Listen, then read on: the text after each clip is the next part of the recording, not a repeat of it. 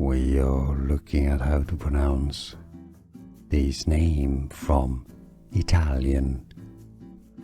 It is said indeed as Pacini. Yeah, now there's a famous biologist or physicist named Pacini.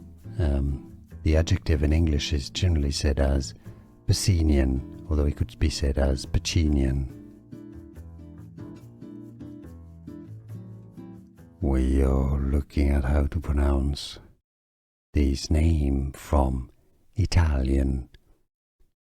It is said indeed as Pacini. Yeah, now there's a famous biologist or physicist named Pacini. The adjective in English is generally said as Pacinian, although it could be said as Pacinian. Here are more videos on how to pronounce more confusing words and names too many mispronounced. Like this video if you found it useful. I appreciate your support. I'll see you soon and thanks for watching.